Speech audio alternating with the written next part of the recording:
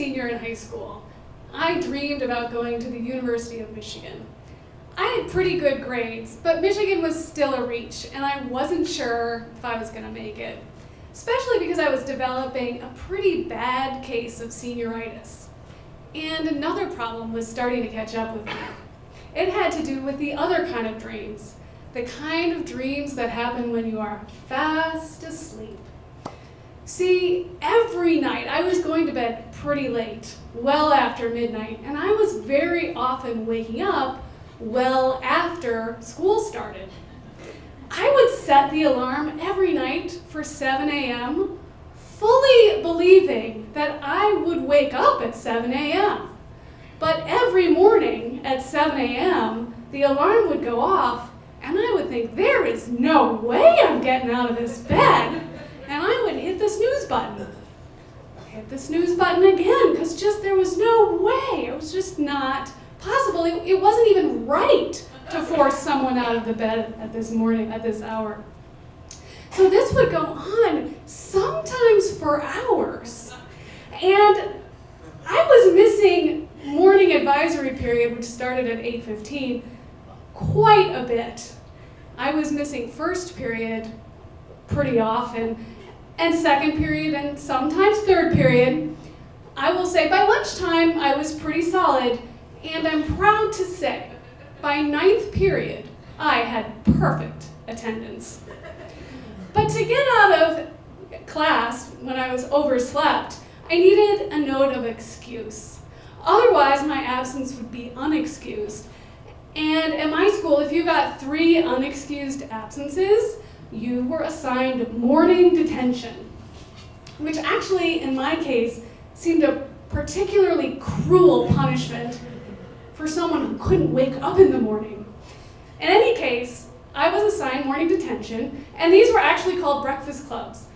This is where John Hughes actually got the name for the movie, or so the lore goes. He set a lot of his movies in the suburb where I grew up. But anyway, so I had the breakfast club and started at 7, and turned out I was late or missed it. And if you missed a breakfast club, they doubled. And this had kind of an exponential effect. So it wasn't long before I had amassed so many breakfast clubs that I couldn't make them up in the remaining days of my entire high school career. Something was gonna have to give. And I didn't know what. It wasn't gonna be my sweet slumber. I didn't think I could talk to my dad about this. He got up super early, took the early train off to the city to go to work. And I had asked my mom for excuse notes a lot, and I just didn't feel like I could keep going to her. So the next time I overslept, I decided to take matters into my own hands. I decided I would write my own excuse note. Brilliant. I just looked for a nice piece of stationery and found something that my mom had signed, and I wrote, "Allison is not feeling very well this morning. Please excuse her absence. Signed, Janet Stevens." And I folded up the note and put it in my backpack and headed off to school. It was really a short walk. When I got there, I could hardly look my teacher in the eye. I mean, I was perfectly healthy, but this note said I was sick, but fine now, and I was just too embarrassed to even look at my teacher, but somehow she didn't ask any questions. So the next time I overslept, I did it again. Still no questions, so I didn't want to break something that wasn't broken. And before long, the sick thing started to get kind of old, actually. And I started to think, this is ridiculous. I need a new excuse. So I started to write notes. "Please excuse Allison's absence. She has really bad cramps today. Signed, Janet Stevens." Menstruation actually turned out to be the gift that kept giving. Every month, no diagnosis needed, and adults really didn't want to talk to teen girls about their periods. So that worked out pretty well. And eventually I got to be pretty confident confident in my system, maybe even a little overconfident, I would roll out of bed and rip off a piece of notebook paper, this fringe on the side, and I would just scribble, "Allison overslept this morning, signed Janet Stevens." And I just kept going with this. It was working. Until one day it stopped working. I came home from school and the light was flashing on the answering machine. So I hit play. It was the vice principal. Now, I don't remember his name, but I'm just going to call him Mr. Vernon. That's the name of the vice principal from Breakfast Club. "Mr. Stevens and Mrs. Stevens, this is Mr. Vernon from New Trier. Please give me a call. We need to talk about your daughter's absences." Oh no. I did not know what to do. The only thing I could think of was to hit delete. It was kind of like hitting the snooze button. Done, problem solved. Off I went. But the next day, the light was flashing again. Well, the only thing I could think of was to hit delete, so I did it again.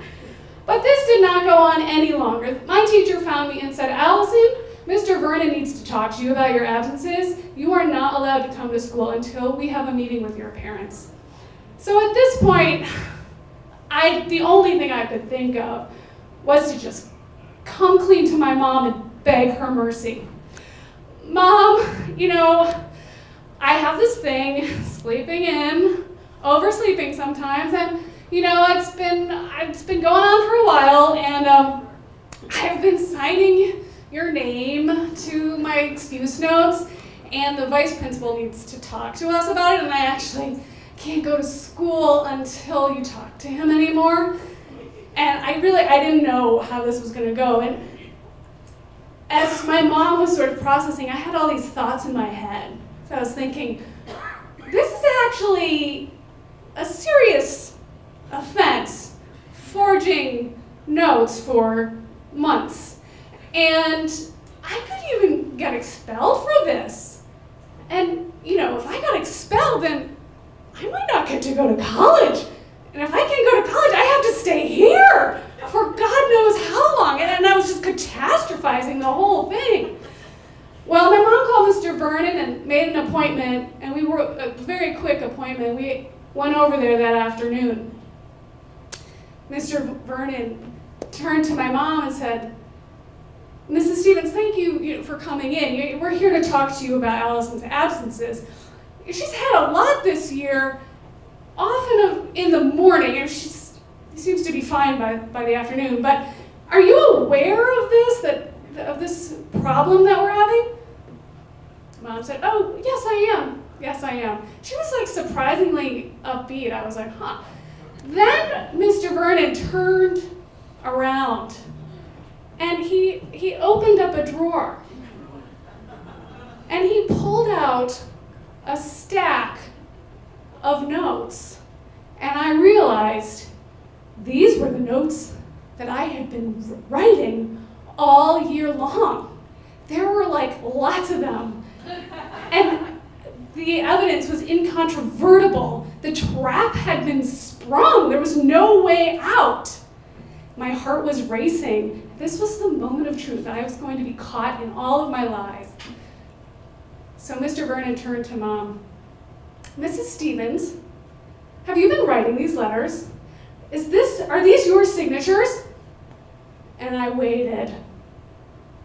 And Mom turned to Mr. Vernon and she said, "Yes, I did write those letters.